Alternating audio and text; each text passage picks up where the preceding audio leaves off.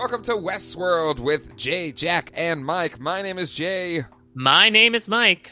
And don't mess with Dolores. And welcome to the show.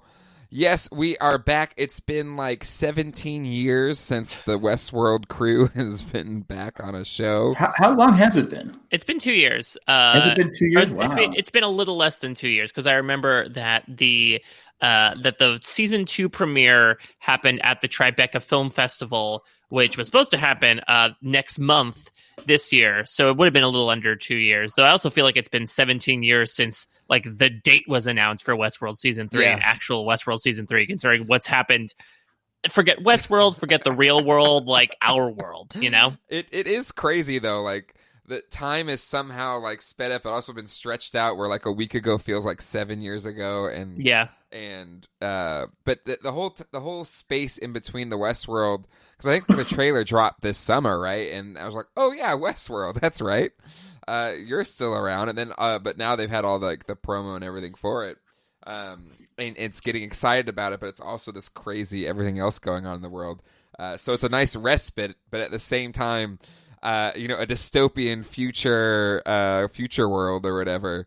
It's kind of a weird headspace to watch this show at the moment, even though it was a very enjoyable episode. I don't know what you guys thought. Do you think it takes too long? They're gone too long.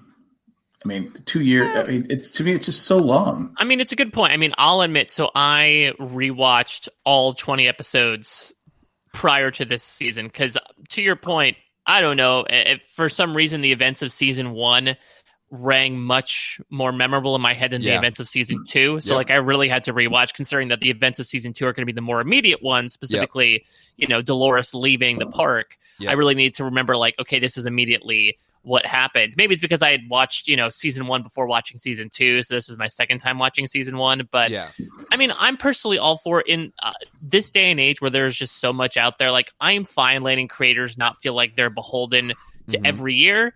That being said, who knows? It might take longer for season 4, considering that didn't like the location of Westworld like burn in the fires earlier late last year. True, yeah. So I mean, I don't know. It seems like this season we're not really going to be experiencing the park anyway. So maybe that's not in the long game plan. But yeah, this definitely was one of those things that you're like, oh yeah, Westworld.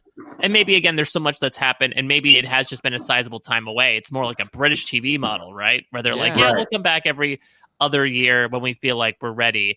And it seems like they're ready. I agree with Jay. I really enjoyed this episode. Here's my hot take. I enjoyed this more than the season 2 premiere, personally. I would say. Yeah, I would agree. Season 2, while there was some amazing moments, I think overall it definitely had the sophomore slump that I think countless, great season 1 shows have faced. I think we did, Stranger Things season 3, and it was kind of a similar feeling where, we definitely know season 1 of Stranger Things. We definitely know season 1 of Westworld. But season 2, I was like, oh yeah, that's right. Oh, that's right. That happened. But I think if there was any like big complaint of season 2 was the mystery and just how like the whole like time jumping back and forth with Bernard, it didn't quite land. For you watching it the second time, did it feel more cohesive, or did it feel as disjointed as when we were reviewing it the first time? It definitely helped going in to remember some things, like whenever, the widescreen black bars came in, that meant that was Dolores and Arnold in the past. Yeah. It helped me, I was definitely looking at the Charlotte Hale stuff a bit different in the most recent timeline because we know that's Dolores, who's, part of this extraction team. It definitely helped things a little bit. I would still say that things were a bit meandering, just sort of jumping between timelines. I mean, what they did was audacious, and I thought the last 3 episodes of the season were probably the strongest. I think the James Delos stuff and the whole idea of like exploring immortality and putting human souls into hosts, which is like very nicely perverted in this season as well. I thought it was interesting. It was just it felt more, I guess, plot than mystery based. Whereas I feel like this season, it does feel like this premiere felt a bit like we were dropped in the middle of the ocean and expected to swim with some things that were introduced. But personally, I felt like I understood more as to where we were going and what these characters were doing in the season 3 premiere than I did in the season 2 premiere, where it was, okay, what happened in the 2 weeks? Why are all the hosts washed up in this canyon?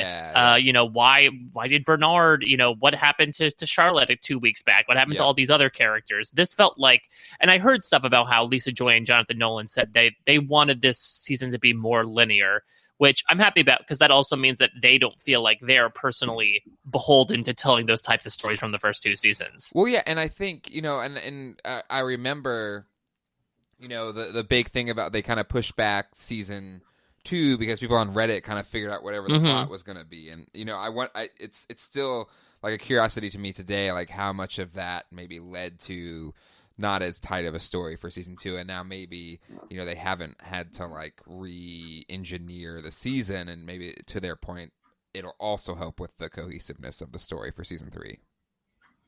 Also, wouldn't you think there's a lot of pressure on this season? Maybe there isn't, because now it's kind of like same thing for like Stranger Things season 3, where season 2 is like and so now it's like expectations are lowered, so they can maybe just come at it like kind of could more be, but if you honestly. have another not a bad season, if you have another season that's weak, and this is supposed to go for 5. The plan was 5 years, right? 5 I think like 4 or 5 seasons. Yeah. And again, maybe outside factors maybe have, like, I would not be completely surprised if they end in season 4. They're definitely not ending this season. I feel like they would have announced that ahead of time. For sure. But yeah, from what I remember when we talked about in season 1, it seemed like their overall plan was like, we had stories for 4 or 5 seasons. Yes. Right. And so yeah, I think there's less pressure, and again, like having 2 years off, like there's not. And after Game of Thrones final season and all the pushback there, I just feel like, to me, like I just kind of getting a sense, and especially in this coronavirus world we live in, I feel like just pressure is way off. Like people got other things they got to worry about far more than, is season 3 of Westworld landing or not. And I feel like hopefully from their creative standpoint, the pressure's not on. Even they've already probably filmed everything, so it's too late if it's going to suck or not. But I think, and I feel, just because the way this first episode went, I feel like I don't feel any pressure from them that they gotta nail anything. But maybe that's just me just projecting. Well, this episode definitely felt. I mean, it's been sci-fi from day one, but it felt more sci-fi. This felt it's because we're not period anymore, right? I guess we are period, but in a different way. We're not taking place in the old West, but with robots. Now this is 2059 or something? 2058. 2058. 2058. Yeah. So like here we are now. This is what the world looks like, and you could see the touches that they made to obviously make it like, what would this reasonably be like? Obviously, I think the biggest thing that we really saw, I mean, there were a lot of things that we saw, but I think with Dolores angle, the self-driving vehicles was really one of the big things. We saw a little bit of like AI being everywhere. And so it makes sense from their perspective. They also said, I also heard an interview where they said this was going to be like the most hopeful season of Westworld, which really intrigues me, because I guess the question is, again, if it's supposed to be the war of like humans versus hosts. I don't know if we should even call them hosts anymore, because like they're not hosts in the park, but humans versus AI. Yeah. Who is it going to be hopeful for? Is it hopeful for both? I think we see in this episode like a human character who's hopeless about humanity. So I'm intrigued to see what exactly that messaging is and who that applies to. Well, I thought it was pretty encouraging because there was no traffic in Los Angeles. So that was pretty. Because if anyone's ever been to LA, it's well known about LA's traffic problems. But I do want to hit upon that because we were introduced to a new character, Caleb, played by, and I'm blanking on his name now, even though Aaron Paul. Thank you, Aaron Paul. But anyways, famous for playing Jesse Pinkman on Breaking Bad. But this character is kind of down and out, kind of frustrated with the meritocracy that kind of is running rampant in 2058.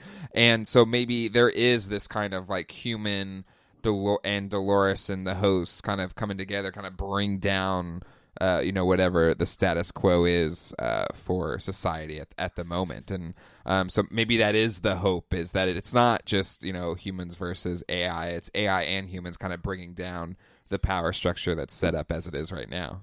Well, that's what I feel like. I think Dolores actually said that. I don't know if this episode and maybe one of the myriad trailers out there that like basically she got out into this world and realized that it was a lot like hers, and that there are these people who feel like they're sort of like beholden to paths and that they are guided by something or someone. In this case, it might be a giant sphere. It might be the concept of God. And so she's realizing how much, it's just essentially getting out of one cage into another larger cage. Yep. And she's still focused on that jailbreak aspect. And I feel like that's what we've really seen. And I think that's why she wants to really break into this. What's the name of this sphere? It's a biblical reference. Rehoboam? I believe so, yeah. So it seems like she's looking to break into there, considering that that is sort of like the cradle of humans from her perspective, in that it seems like the world has sort of been set on its right path using this technology. And so if she breaks into that, she can, for lack of a better term from another HBO show, break the chains and then be able to, really step outside of every cage. Yep. And that's where it's kind of just interesting to see her play. And I couldn't remember too much from Insight from season 2, but were they really a player in season 2 or season 1 at all? Who, Dolores? No, the company Insight. No, Insight was not talked about whatsoever. Okay, because it really does seem like they're separate. Like, I think Insight mentioned Delos, but I think it's mentioned more as like a cautionary tale. Yeah. Like, this episode takes place 3 months after the end of season 2. It seems pretty clear that the news of what happened in the park has broken, even though, Robot Charlotte is trying to say everything is fine, like the shareholders are suffering. All is well. Exactly. So it definitely seems like it's more so, it'd be like, Facebook being like, well, we can't be like Google. It more so seems like these are, just tech giants sort of going at one another. Because that's where it's like... Go ahead. No, go ahead. Please. Oh, Robot Charlotte seemed to think that they were actually going to do better with all the death and destruction at Westworld, because that's what people are into. So she's like, that's what people want. And we kind of had the teaser at the end, the World War II world, which I guess is still in a park or whatever. I'm very surprised in retrospect, and I don't know if Arnold was like initially invested in just the Westworld park, but that like his master creation to start this robot uprising was not placed in the World War II theme park, which you would imagine like had more artillery involved and more manpower. Yeah. Maybe it's like the redheaded stepchild of the park. I'm not entirely sure, but we can certainly get into like the Maeve of it all, but it's an interesting thing to bring in. And I guess the war is happening outside of the park, but I don't know. In rewatching this series, especially, I realized that maybe the Shogun World stuff was maybe one of the weaker parts of it, I guess, in terms of like it playing into the plot. Like, it was interesting to see things, to see what the direct crossover was into Edo era Japan, but like looking at it in terms of retrospect of the plot, they went there for 2 episodes and then they went back. Yeah. So we'll see. I give this maybe 1 or 2 episodes before we end up dipping out of this as well. Well, and if that's the case, then like why? Because in season 1 it's just kind of we're expanding the world. But if it's only cool if you actually like make it relevant. And to your point, it wasn't really relevant in season 2. And, it definitely made for a cool kind of Marvel post-credit scene in this episode. But if it's, like you said, just another kind of 2 and done, and they've done so many trailers for this season, Maeve doesn't seem like she's going to be there for the entire season. So, is it just, to have this, like, oh, crap, they're in Nazi Germany or whatever? Like, well, the trailer now, do we think that she was interrogating the German guy? That she was torturing him because he sees her and he's afraid. Well, yeah, and then she looks down and all her knuckles are all bruised and bloody. But okay, still, like if it's just kind of a 2-episode arc and then done, it's like, look, we could be in World War II. We're killing Nazis, which who wouldn't want to kill Nazis? It worked for Indiana Jones and a lot of other media. It's working for a lot of stuff, like that Amazon show Hunters. Like they just finished, Man in the High Castle. Like, it's the thing to do nowadays. It's interesting. And to Jack's point, I wonder, there could be a thing where, like, I think if she was more of an ordinary host, it'd be very possible if, like, she was in analysis mode, told to beat this guy up, and then, like, she finally woke up. Yeah. God forbid, is this another timeline, or was this all in real time where, like, it took 3 months after the whole incident, but she was placed in this park, placed in this role, and then is finally woken up to it? I'm not entirely sure, because we know that, like, Arnold or Bernard transmitted like the 4 bug sort of into Maeve at the end of last season. And that's what caused her to sort of like break out when she was being literally cut apart in the mesa. So maybe that happened again. I'm not entirely sure. To your point, I don't know how much they're going to focus on it, because it does seem like we're finally getting Maeve versus Dolores this season. And Bernard's going to make it happen. He's going to make those fans' wishes dreams come true by literally like dragging Maeve out of that park. I can imagine. Yeah, because and I did want to talk about Bernard's story in this episode because it was kind of the most confusing to me at first, and then it finally kind of towards the end of that his story, I was like, okay, he's going back to Westworld. Okay, all right, fine, cool. But the Armand Delgado, he's got like a Smeagol Gollum thing going on with being able to like switch on and off, and he doesn't really know who's in control. But kind of what were your all's thoughts of Armand Delgado, aka Bernard, and what's going on with him to start? He's got a cool new job working the meat factory plant. I mean, but why isn't he dressed up like anyone else? Like everyone else has to wear like smocks, and he can walk around like looking like Dexter in the like terrible ending with the big beard and the like lumberjack suspenders. Like, it wasn't a great disguise, just shaving his head and then growing a slightly longer beard, like. Yeah, he doesn't look that different from like the photo of Bernard, right? He needs the Superman glasses. Yeah, he needs the Clark Kent. No, well, he had glasses before, so actually maybe not having them helped. Oh, that's right. Good point. Right. Yeah, because I don't know who you are. Do we know where? I forget. Did it say where he was? I forget if the little like anomaly thing said. I thought it was close to. I thought it was China. Maybe it's China. It's an Asian country of some sort, because he got... No, it was China because they were speaking Mandarin. Okay, yeah, because he ended up... Well, he ended up... where he ended up was, I think, the Philippines. To take a boat to Westworld. But, yeah, so to answer the whole, like, Smeagol Gollum thing, what I personally think it is when Dolores rebuilt Bernard, she said that I used, obviously, some components from the Bernard personality, but she said that she also rebuilt him using her memories of Arnold. So I really do feel like this season it is going to be sort of like Bernard and Arnold sharing one consciousness. Yeah. And, I guess this little like garage door clicker is sort of putting him in analysis mode where Arnold can interrogate Bernard. Yeah. But I think that's going to be the big thing, right? Because Bernard obviously wants to work against Dolores. He wants to save humanity, but Arnold, as the one who built Dolores and sort of harbors this love for her and set her on her path, obviously doesn't want that. So I think that's going to be a very interesting thing in itself. I know that Bernard's very driven in his motives right now, but we'll see how much he comes into conflict with himself. Yeah. He becomes Chuck Norris. Right? Took those two guys on, but he did say before he switched over, don't hurt them too bad. Right. It's sort of like, I guess it's sort of like he didn't want to kill him, right? Yeah. But what about the name Armand Delgado? I think it was kind of fun because it kind of sounded like Bernardold. Well, I was trying to remember if that was another, because remember that Bernard Lowe and Arnold Weber are anagrams of each other, but there's not a W in there. So I guess they didn't try to anagram it. They didn't go to like anagrams.com and just kept finding more names for him to find aliases under. But I do like it. I mean, it was able to changing my name to that. I like it. It's got it rolls. When you're on the run, Jack. You need the beard for it. Yeah, you need to grow a beard. Or just get a toupee. No, I'll do that.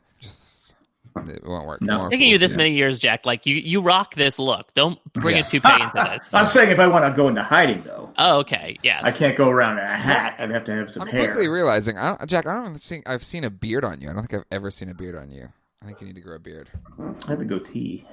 Yeah, that's. I don't like the. It's too. And plus, they say right now it's not a good thing to have a beard. Right. I know the CD, and I was like. That's what they're saying. So it seemed like from what Charlotte was saying that the entire like 113 dead people in the park was they blamed it on Bernard. Like, do we think this was like a PR job? Because Bernard died in the park at the end of season 2. So they just thought like, let's, schlep it off onto, well, actually, no, because they said he was still on the lam. So like, I'm not sure what narrative they told everyone was about like, oh, this one guy killed all these people in this park, this disgruntled employee, and now he's on the run. So make sure you look out for him. They always need a fall guy. So. Yeah, it's clearly a fall guy. And it's curious I guess to Charlotte's point, though, like, it's always been dangerous, and this maybe adds even more to the excitement of you could really die, or you could really... Because I don't know who it was, the guy said, he goes, do you not have a heart? Or something basically like that. Well, so I think one of the guys, before the hologram got put on mute, said, like, this is the most inhumane thing of it, which makes sense. And we also, I mean, I'm assuming, so Charlotte got appointed to interim CEO, and we saw that someone was in absentia, but he left a machine proxy. So we saw that post-credit scene from season 2. Are we going to assume that that's William? I assumed it was. I assumed it was William, yes. Because we know that obviously his consciousness is like apparently launched far, far into the future, if we're led to believe, like the just the degraded forge that he wound up in at the end of last season. So maybe he's still exploring that. Maybe he's been captured in the park at this point. We're not entirely sure, but since we know he has power on the board, I guess it would make sense that he's, not only the deciding vote, but of course Charlotte would want a machine proxy to be left because she's in control of all machines at this moment. Right. But again, with it pulling the company private, so now there's going to be less prying eyes into the company. All of the kind of information that they've been pulling from all the guests, and clearly, Dolores used it to her advantage when she took out the former Insight employee at the beginning of the episode. What other big things could they be mining or wanting to use that information for? Like, what do you think maybe the big play or the big, showing their hand is going to be for this whole Charlotte Delos kind of storyline? Or where do we think it might go? No, it's a good question because, I mean, Charlotte did say, okay, my decision is that we are going to reopen the park and basically hurry up production and produce all these hosts over 48 hours. Yeah. It could honestly just be a thing of Dolores being like, well, there's 5 of us out here. Yeah. And we need more people if we want to take them out. And she is finding allies. She does have Caleb, which we'll talk about. It seems like she may have this guy, Liam, though we're not sure what their relationship is like. Yeah. Maybe with Caleb comes all these people on the Rico app. To your point, Jay, some of these more like underprivileged people who feel like they've been, licking the boots of the people above them that they feel like they want to personally push against the 1%. Yeah. So I think that she's amounting an army, and I think maybe it's just an ability to like have an excuse to make more bodies and somehow convince the board of like, I know the robots went crazy last time. This time, they're definitely not going to go crazy. Don't you worry. Well, she has Martin, like the security guard. That's true. And she has someone who's, so that's an interesting thing with Liam as well. Because it seemed like Liam was sort of like, what the hell? I've been, seeing a robot the entire time. But if his closest confidant is a host, he could kind of like be the whisperer in his ear, right? Of like, I mean, because she's going to come back and he's going to be like, I thought you were dead. Yeah. I don't know how she spins that, but, if his hired gun is going to be able to convince him, then maybe he'll be able to still work with her. And with him comes this entire Insight company. Or, maybe she just puts her consciousness into another body and that's how she plays. But then it would just be probably tough to have, Evan Rachel Wood. I think he likes it, so I don't see a problem with it. Well, let's jump into what I thought was probably the most compelling storyline in this episode, to me anyway, which was the Caleb storyline. Mm-hmm. It definitely set that up. And just, one, Aaron Paul, fantastic actor, and you showed it again in this episode, just kind of like quickly jumping into a character storyline, no context, not seen at all in season 1 and 2, but quickly kind of connected to a person. I thought it was a really kind of compelling story of kind of, a war vet, lost, person really close to him, and kind of the AI therapy thing that he was using to kind of talk through, but then like how he kind of mentioned like, you're not actually that person because he would never say that. And then just like how he's down and out, and then the Rico app, and then Marshawn Lynch shows up, which I thought was and Marshawn Lynch and Lena Waithe. Who would have thought, like, the power combo, Marshawn Lynch and Emmy winner Lena Waithe rocking a scene together. Exactly. Lena Waithe from Master of None. Yeah, exactly. But I was like, why do I know him? And the same thing. And then my was like, Beast Mode? What? Now, were these scenes, those scenes where he was getting money and, working, was that virtual reality or was that real? No, it was real. I think that was real. I personally, like, I wrote on my notes that basically Rico is like the dark web TaskRabbit, where basically like someone will put up a thing of like, hey, can you help run this, drug money or run this product to this guy? Now, Caleb was very specific as to say that he never does personals, which they talked about on after the episode, I guess means like murder, kidnapping, basically anything that gets literal blood on your hands, which is interesting because this is a guy who is obviously down and out in a myriad of ways, but like even he sort of has his own line. Yeah. And I mean, that also talks about like the morality that even a person like he would struggle with, where like he's doing very dark, depraved things and getting involved with some very bad people, but even he is like, I am not going to do this. Right. I'm above that. And it's also probably compounded by the fact that he came from a career where it was his job to kill people. Yeah. I really love this character. I guess I didn't realize how much we necessarily needed this type of person who essentially was being treated like a host in the real world. Yeah. And I'm sure we'll get that more as Dolores and him start to really, talk after he's holding her bleeding in an alleyway. But this idea of like, he talked about his apparently Francis, who's played by Kid Cudi, I believe. Speaking of random people making cameos in Westworld, but apparently, Francis was always saying like that these people were just playing a game and they were playing parts in it. It doesn't matter. Like they're set up to lose. Yeah. Very much like the host. He's someone who, as you mentioned, like feels like he's only communicating with like AI. The person that he's trying to connect with is just an automated voice. The person who calls him and tells him that he doesn't get a job and he's trying to ask for like some form of communication is an AI. There's even like a really symbolic scene where at the end of the night, he's walking down an escalator and the escalator stopped. And I think it's just a great little microcosm of the fact that he is just the world of 2058 seems very automated or controlled, and from a certain perspective, as we saw in that first scene. And Caleb is somebody who doesn't fit, as that recruiter talked about. He can't really negotiate his shape. He's someone who just doesn't fit into that world. Well, you were talking about the AI told him he didn't get the job because he didn't have enough points or his credit, whatever it was. But it reminded me, it was like you have a great resume or whatever. Yeah. Well, it reminded me of when you're trying to talk, you're calling a company and you're trying to get to that live person. Yeah, just keep pressing, mashing like, zero. God, press 9. Zero. Operator assistant, give me someone. He almost had that same kind of frustration. Are you even human? And it doesn't answer him. Then he goes to the certain thing. I think that was a shout out to people that we all have had that issue with just give me a person.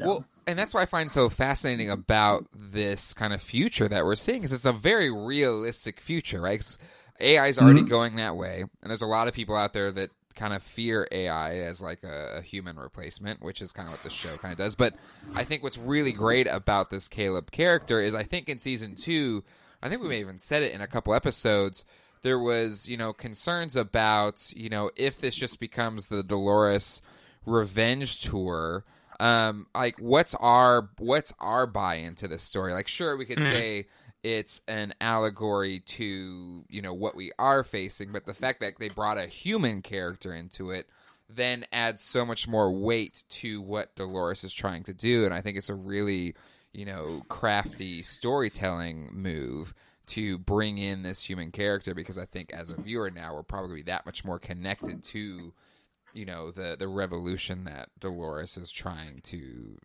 institute here. So right. And it's an interesting idea, this idea of like listening to another voice, because we see Caleb literally do this. And there was certainly a large part of the episode when I definitely felt that Francis was dead.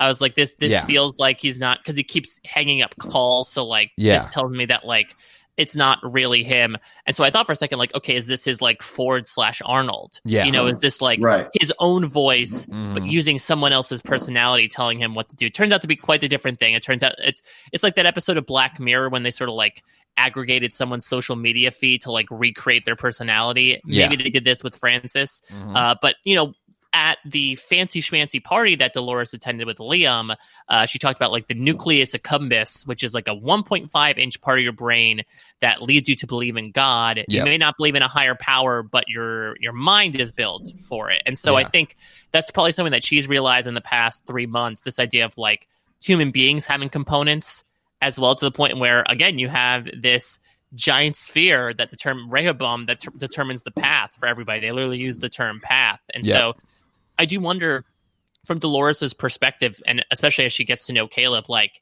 is she happy that humans are not too dissimilar from hosts? Is she sad about that because she keeps feeling like she needs to find like freedom, and even the people that she looks up to aren't free? Yeah, I think it does just add so many levels of complexity and nuance that, you know, Lisa Joy and Jonathan Nolan can explore in this show. And yeah, I really look forward to seeing how that'll play out. And the Caleb's whole story also kind of really felt to me very much like Blade Runner. I don't know if anybody else got that kind of feel, but like just his kind of the whole, just him going around definitely felt like you know, Harrison's Ford character. Is it Deckard? Yeah. And you know, it just felt very similar to that to me, but even more kind of in tune and in line with maybe how we could perceive the future turning out to be, even more so than kind of Blade Runner turned out to be. Yeah, I mean, to your point, it felt very like sort of noir-esque. It wasn't that he was like solving a mystery, but it felt like living his day in the life. We sort of got a sense as to like what LA is like. And I will say, like, from a production design perspective, this LA is so interesting. Apparently they it didn't really seem like a lot was visual effects. Apparently they went to Singapore, I think Spain, and LA to sort of like aggregate the skylines. Oh, really? Singapore they particularly went to because they basically said like, well, they're so like, they basically have such outward facing technology that like if you're looking for something that's just a little more futuristic and accomplishable from what we live in today, like, look at that. So I can't imagine there's actually that much that they ended up touching up there, but it's interesting to sort of think about how those types of things, to Jay's point, like might exist in our own world, right down to the visuals. Drone technology, all of that, just like, it's not 2058 1 is not that far away. What is that? Right. 38 years. 38 years. 38 years. Right. So. It was interesting. There's a video. I don't know if you guys watched the video for like the date announcement back in the day, but there was I guess a precursor to Rehoboam called Solomon, which makes sense because that was his predecessor of a king in the Bible. But it was sort of showing like critical events that occurred, and like they started in like 2019, and so it's weird to like think about this alternate present / alternate distant future, and how apparently all these crazy things happen. Don't look so crazy in retrospect, given, you know, what we're going through right now, but apparently, like, you know, on April 17th, 2039, the Solomon system initiated, and then they, you know, had this representation of like these spikes, almost like what is it, like a seismograph, I think, that measures like earthquakes. Seismograph. Yeah, and so basically like it calms it all down. And so it seems like this program is meant to like stabilize the world. And then apparently on February 27th, 2058, a critical event occurred. And I think it's implied to mean that it's Dolores sort of infiltrating everything. But I just thought that was it just shows sort of, I guess, the timeline and how comparing it to sort of where we live in. Because like we mentioned, we sort of immersed ourselves in the reality of the park that I think we sort of, except for the couple of flashbacks that we see, we sort of forget about like what the outside world looks like. You know, we are directly looking it in the face. Yeah. There was a scene where Caleb was in, you know, waiting to see the psychiatrist. And I don't know if they put this in because of what's going on today, or if it just, there was a guy in there wearing a mask. Oh, yeah. And I saw said, that too. I wonder if they just put that in digitally enhanced, you know, digitally put that in because of what's going on today, or that was just something they planned, or did something happen during that time where, because LA didn't seem that crowded. I keep going to the LA. It just wasn't that crowded. I mean, for Los Angeles. There was also really interesting in the first scene when we get this like very interesting former Insight shareholder, Jerry, when Dolores infiltrates his place. I think, doesn't he wake up with a mask on? And I couldn't tell if that was like a gas mask or like a sleep apnea mask. But no, it was a gas mask because I believe the carbon monoxide was like up in the house. Oh, so he went to sleep with a gas mask. No, I don't think I think Dolores supposed to like put it on him. Okay. Oh, because of the when she turned on the So the AI was kind of turned against him Right, because it did seem like he was very cautious. Like he warned his wife of like, I told you not to go into town. So like maybe this was him just being super cautious after apparently all these events in the world happened. Yeah. I don't know. I feel like that we're not going to see this guy again. It seemed like Dolores purely just used him to get information and shares. I think he's dead, isn't he? Oh yeah, he is dead. Yeah, you're right. Yeah. He's but also Nick Carraway in The Great Gatsby in the pool. Well, Dolores had said, "Do you remember me?" So he must have visited the park. Well, there was a flashback scene, so it looks like and I did think, and she talked about this with Martin as well. I thought for a second that maybe she was on like a revenge tour specifically against the people, because she visited, the Forge and like got the quote unquote book on all the guests' information that were stored. So like she could theoretically have like a list of people that she's essentially killing who sort of had their way with her in the past. But it seems more so it was sort of like two birds with one stone. Yeah, exactly. Where he was a perv, and also he happened to have, scraped a little bit off the top in terms of information from Insight before he left. And I'm not sure what that info is, but I'm sure it very much came in handy for plus he wasn't a good guy for women either. He killed his very abusive wife. And I like, though, that she didn't kill him. Like, he killed himself, essentially, like his paranoia and like don't mess with Dolores. Yeah, no, he tried to kill her while she had her back turned. Yeah. And I think he showed like the danger in that, because she turned out to be a hologram. Like he thought he could get one up on her, but she was one step ahead the entire time.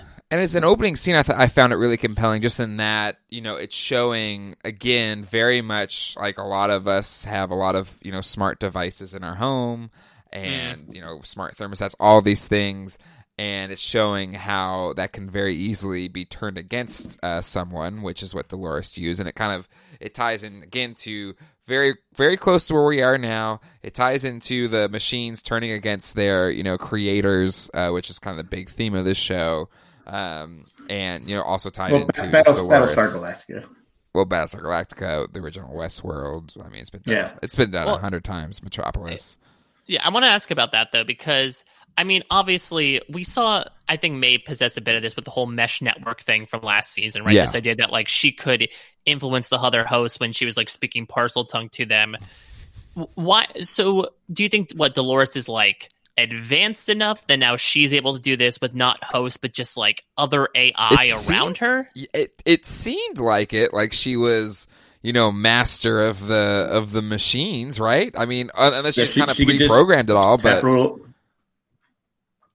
what's that? I mean, what she did with the motorcycle was cool. I can see motorcycles having that power, but to rescue her, I didn't know they were going to take the other guy out. Yeah, I think, again, I don't know if it is, because I could see maybe future motorcycles having, like, voice control or voice command or something, but it would be very interesting. But don't you think they would have shown us that, or something to show that now she has control over machines, or was it just her being I thought they did show us, because she was able to do it. Yeah, it's just interesting, because she didn't have that power last season. Like, when she was able to convince people, it was more so, like, to convince them with her words. And also, like, there was that whole thing with that guy Craddock, remember, of the Confederados, of like, I killed you and now I'm going to bring you back to life to show how powerful I am. Yeah. She didn't have those Maeve abilities in Westworld of like, I can actually control you with my mind. Maybe it's that the hosts are more advanced intelligence than something like a self-driving car or the helicopter or anything, that maybe it's almost like a step down in intelligence that she'll be able to control them. I just thought it was very interesting, considering she didn't do any of that, and now I guess this is more so her playground because all these things exist around her. Yep. Yeah, I think. Or it could have been when she got Jerry. She downloaded the money, but did she download other stuff? Yeah, I mean, maybe. Because there was several things downloading when we saw it, so maybe that gave her some control or something. Yeah, I hope she doesn't have it, just from a storytelling standpoint, because I think it's more compelling if Maeve's the only one that has that power. But who knows? I think it can go either way. Well, I think it's also interesting. Like, maybe Maeve's power only works on hosts then, and so well, actually no, because I believe, not to say too much about the trailers, but I do believe she was, I think, controlling one of those riot robots in a couple of the scenes. So maybe that's not the case, but I don't know. It's interesting. Just that, I guess, she has been set up as this antagonist for obvious reasons. And now she's amassing this army in many, many ways. And one of them is through all these vehicles. Yeah. Even though the humans try to, Martin was able to commandeer the self-driving car to a certain extent. It's just that Dolores was then able to find him and then kill him using himself. Yeah. Yes. Which is really cool, which is a really neat scene. So let's talk about Dolores' story here, because we talked about it was main three stories. We had a little bit of Charlotte, but it was mainly on Bernard, Caleb, and then Dolores. Let's talk about her story here and just kind of where she's going. What is her main drive here? Clearly, this whole insight thing is a big part of her eventual quest to liberate the downtrodden and the machines that have been abused by humanity.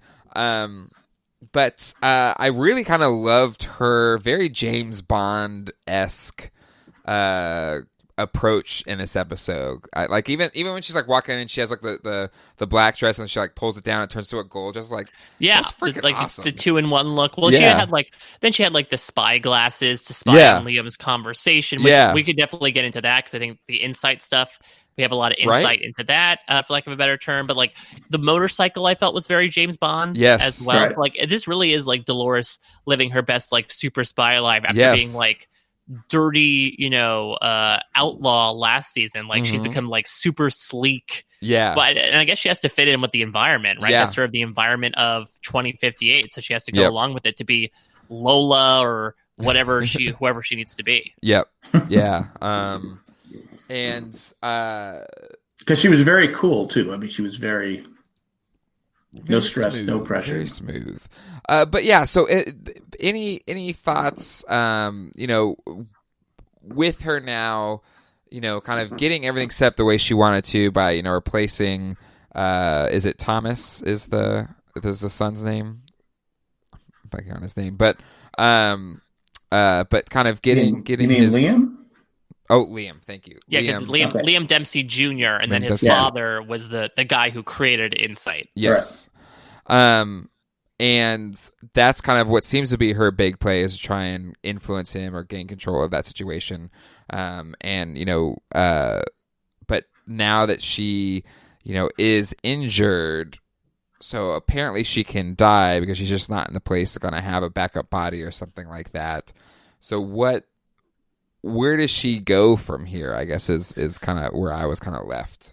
Yeah, I'm trying to remember because, obviously season 2 took place at the end of Arnold's old house. Yeah. But I forget where that was in proximity to LA. I feel like it was in California, but I can't remember where, because maybe in that case, like she would have him take her back there. Yeah. And basically be like, hey, I'm going to talk you through patching me up, which would be like a hell of a meet cute, but it would be super interesting.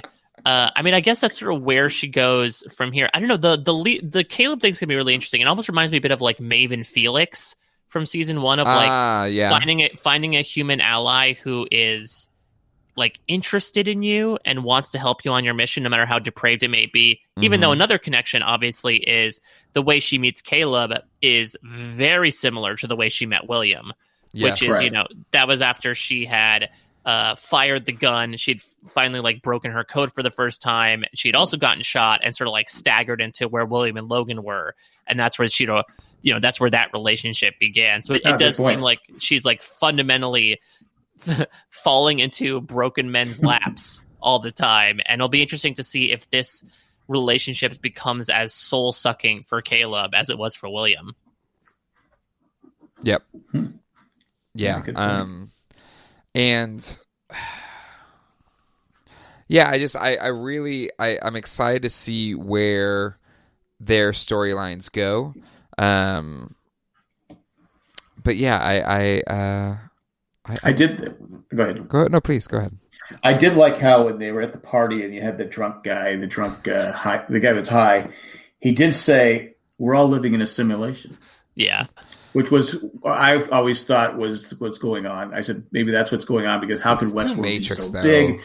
But of course, I think it was just a theory out there. They said, okay, they gave it to the drunk guy, the drug guy. All right, here's don't believe it because this is who's saying it. Well, I also feel like there's fundamentally and philosophically a lack between a simulation and this idea of like no reality. Like it's a weird discrepancy, but I feel like there's a difference between like nothing around here is real and like everything around here is fake and arranged in a purposeful way for you to do something. Right. Yeah. And I just thought it was odd that they said that. I was like, well, look who's saying it, the drug guy. Yep. And how do we pronounce it again? The Rehoboam? Hey, I don't know. It's like the Rehoboam. Rehoboam? Rehoboam. We need. Have they done an official Westworld podcast? Most of HBO shows are doing like Westworld or podcast now, so we just need them to pronounce it on the show so that we can. Yeah, well, I feel like we're gonna have it be said many times because again, how did you not know? Because obviously this is as soon as they walked in, I mean, it's literally the centerpiece of the Insight building. Dolores could not look away from it, so it's very clear that this thing is going to become like the MacGuffin of at least the first few episodes before she inevitably hacks into it, right? Well, yeah, and when she hacks into it, then she'll, I assume, probably just break it or break the system because she even said, a path for everyone. So clearly she's probably just trying to like break the status quo of what that AI does, and then the world will go into chaos. But overall, I really liked this episode. I thought the vibe was really cool.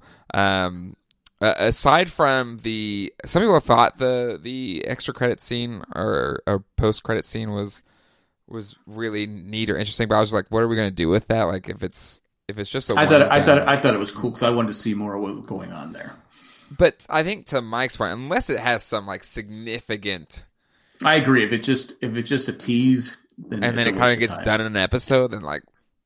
I think it was just there was a fun way to end the episode, but I don't know how much consequence it's going to bear overall. Considering if Bernard, I mean, what do you think about Bernard returning to Westworld? Well, I think it ties in with your theory of he's going to go get Maeve and bring her into the right. Into the I wonder from a psychological perspective what that's going to be like, and like is he? I mean, basically all the employees that he once knew, Elsie's dead. Therese is dead, so like who's left? Stubbs, because he's the host that like is set to guard them no matter what. So like I guess he can rely on Stubbs and maybe Felix and Sylvester, maybe, but that's kind of like because Teddy's dead, right? Teddy's dead. Elsie's dead. I assume again the end of season 2 was that a bunch of these. So Teddy's in the Valley Beyond. He's like in robot heaven, so I don't think we're seeing him again. But a bunch of hosts, including Maeve, were gunned down when Charlotte and Elsie made Clementine that like anger bomb, basically. They made all the hosts turn against each other. And one of the extraction guys told Felix and Sylvester, like, well, to grab all the ones you think are in need of reboot. So we know that Maeve's definitely back, obviously, because they had a preference. Maybe they brought back Hector. Maybe they brought back Armistice. We're not entirely sure. I think maybe a cast list is out, but I would not be surprised if like quite a number of main cast members were shed between seasons 2 and 3, just because of the way they're changing the story. But to that point, seeing Bernard come back might surprisingly bring about some familiar faces. And from his own perspective, I mean, this is a place that essentially he was built to keep. What is that going to play on his mind and on the Arnold living in his mind as well? Yeah, exactly. So while we didn't get a lot of time with Bernard in this episode, clearly there's more to dig into there, which we'll get in future episodes. Any other final thoughts, gentlemen, before we move on? Should we talk about the credits for a second, since we have new season, new credits? Yeah, you're right. You're very right. Yes, new opening credits. What are our thoughts here with some of the changes? Actually, it's completely new. There's nothing really left over. Well, there's been like animal symbology in each season. Like the first season was the horse, the second season was the buffalo, and this one is the eagle. Yes, which makes sense, right? Because this is sort of like flying. Eagle, America, freedom. The hosts are seeking freedom. But I thought it was interesting how the eagle starts like shedding as it flies. Like it almost reminds me of like Icarus, like flying too close to the sun. Maybe that foreshadows it. there was this whole idea of like a dandelion blowing seeds, and those seeds turned into the Insight logo. So it could be this idea of like pollination of information. There was this really interesting image of these two bodies. You think it's two bodies reaching for each other, but it just turns out that it's like one, and then the other one's reflected in the surface. Yeah. It reminds me of that James Delos story that he repeated ad nauseum about. Like the one guy was in heaven, one guy was in hell, and he realized that there's only the devil's, and there's a reflection staring down at you. Yeah. It's like this idea of like there is no mirror to you. There's a lot of like symmetry. Well, even there, it was very similar to the who was it, the Birth of Man or whatever. Yeah. Like, what is that called? Anyway, sorry. The Creation of Man, I think. The Michelangelo Sistine Chapel. Yeah. And I think that there's actually this really interesting idea of symmetry. Like what they did with the WW in Westworld is they turn into each other and then they turn into a 3. Yeah, which I thought was really interesting. Where like they almost played like mirror images of each other instead of just a pure transformation. So like maybe that represents like the mirroring between Westworld and the real world. Maybe it means the mirroring between Maeve and Dolores. But I also think ending on red is obviously a very bold choice on a show that was all about black or white for the first 2 seasons. To have it just be starkly red is making a very definitive statement as to like this season is going to be very different from what we did before.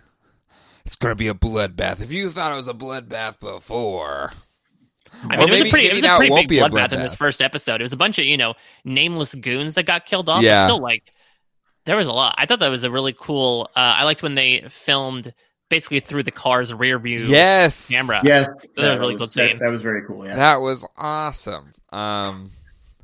It's just a really kind of crafty, direction or director choice there. Just classic Spielberg. And they do that sometimes though. Like with the Lawrence stuff, remember they would like focus on him, and we would only hear what was going on around him when William was killing a bunch of people. So like they've done a really good job of like creatively showing the brutality instead of like always just having like, and then Dolores shoots somebody and then somebody shoots somebody else. Like we have at least different ways of viewing it occasionally to sort of liven things up. Exactly, which makes it an entertaining view for sure. All right, well, that will do it for what we thought about this episode. Normally we would go into listener feedback, but since we haven't done a podcast in 2 years, probably people forgot what the email or phone number is. What? WestworldJJM@gmail.com. It's WestworldJJM@gmail.com. And then also our phone number at 385-309-0311.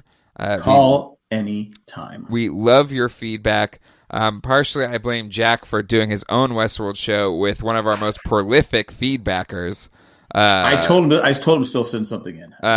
Clearly, he's overrun because he didn't. So I blame Jack for this. But that is okay. Please, we'd love to discuss it with you as well. It's about keeping your enemies closer to you. Starting next that's week. What it's all about. Is he going to be your Liam? Like you manipulate him to get theories out of him for your videos? Exactly. Well, yeah, because you're doing it the night before. So yeah, maybe you're just trying to like be careful, Ethan. I mean, I'm not saying that I haven't podcasted with this guy for 15 years, but I'm just saying be careful. Watch your back. Watch your back. All right. Gentlemen, glad to be back in the saddle with you all. Yeah. Do I have a crackpot theory? Oh, do you? I do have a crackpot. Oh, wow. Okay, good. Right. Well, let's start this season off strong. Yeah, let me get the drum set going here. Before we go to the crackpot theory, we're going to take a quick commercial break. Don't go anywhere. All right, what do you got for us, Jack? Okay, I think this is going to be pretty spot on. Okay.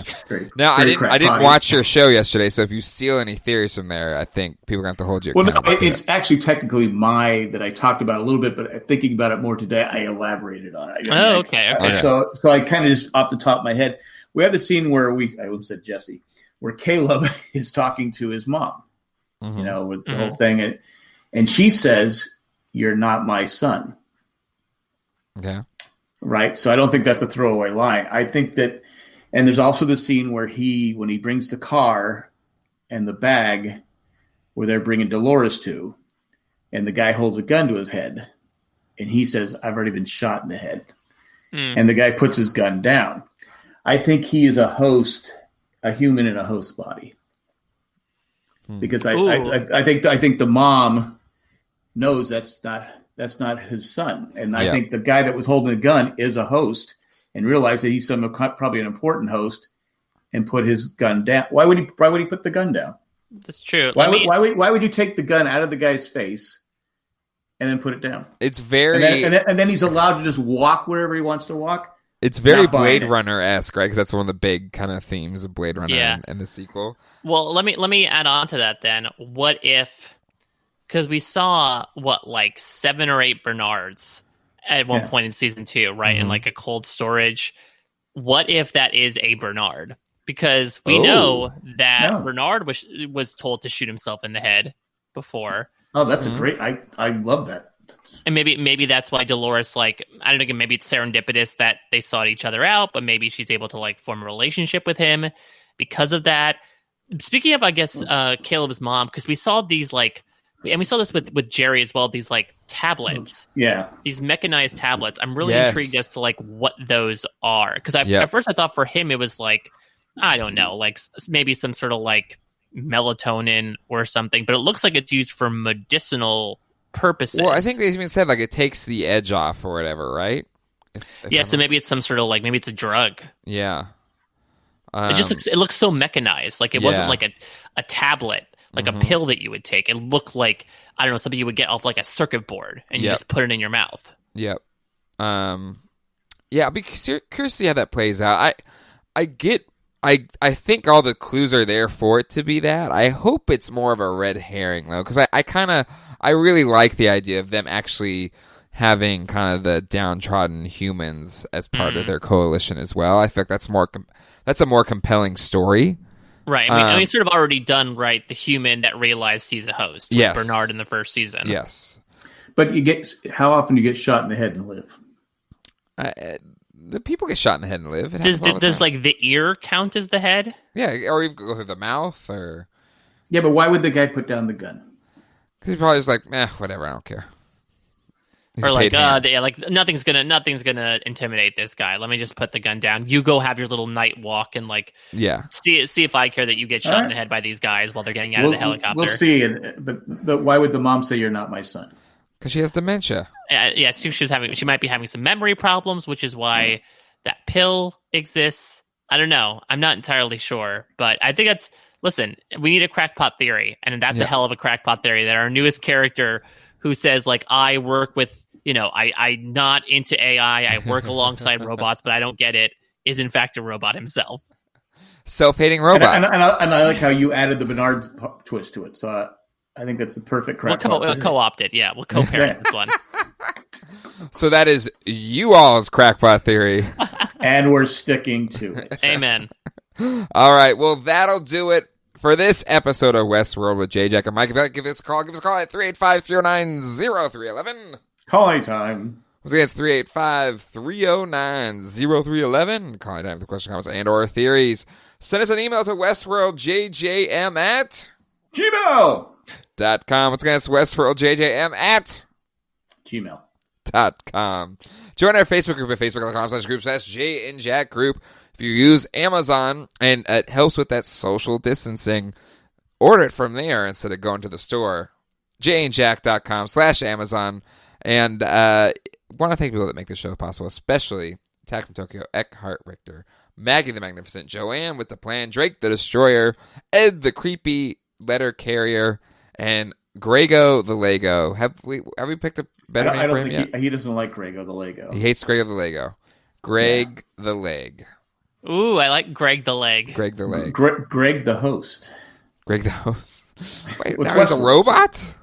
Yeah, well, Greg the Keg. Greg the Keg. Greg the Keg. No. This has been 3 weeks. How come we have not thought of anything yet? Because he doesn't like anything we've picked. He needs to tell us what he wants. Greg, you need to tell us. Should that come with the new patronage? Is you have to pick the name that these guys will call you by every podcast? Sure. Or is it more so like buyer beware of like when you do this, you run the risk of being given a nickname you don't like? That's true. Oh, I know when we did the Lost podcast, we gave people, as a joke, we just started giving people names, and then people started saying, hey, you didn't give me a name. Yeah. So then it became, okay, what are we going to call this person? It became almost a pain in the ass. Well, because then this is what I was coming up with all these names. I would just say, you're not as good as that other person. That's why I'm giving you a name. Kidding.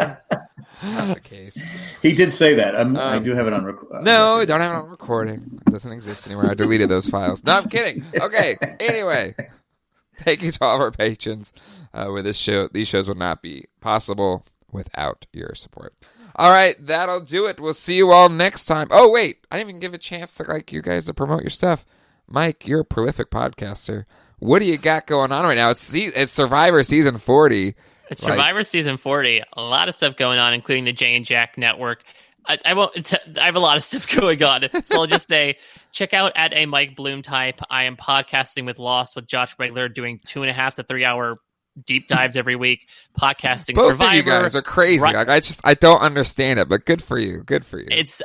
Listen, I never thought I'd be able to do a podcast where I pour over every single detail of the show, but somehow we are able to. So if you're really interested into getting to Lost, if Westworld has reinvigorated the mystery box show for you and you have some time, binge Lost and then check us out.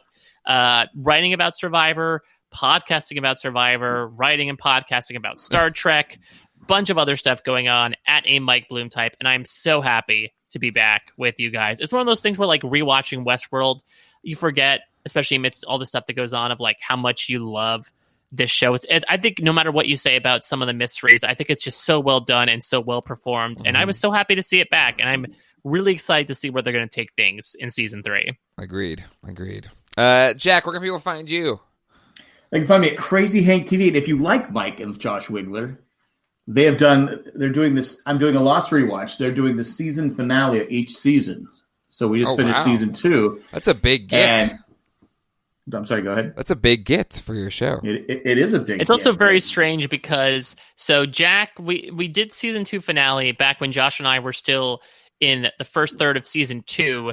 We realized that we're going to be covering season 3. I think while we're still in the middle of season 2, Jack's doubling up on stuff. So it feels like we're in our own timeline with Jack. And then we're going to have to remember what we said for months down the line for when we actually get to the finale in our own podcast. But I think it's going pretty well. I think it's going pretty well with you two joining. It's a lot of fun doing it. So yeah, just go to YouTube, Crazy Hank TV, and it's all good. And Jay was even on one time. I was on that one time. Talking about Lost, and I think you almost had a stroke or something, didn't you, dude? No, I didn't have a stroke. It was I'm out of alcohol. So it was something like that. I thought I was done talking about this stupid show. Outside of Jay and Jack, you can check out what I'm doing, which is not talking about Lost, on geekdadlife.com or youtube.com/geekdadlife. Anyway, all right. We'll see you all next week. Hasta luego and goodbye. Bye. Bye-bye.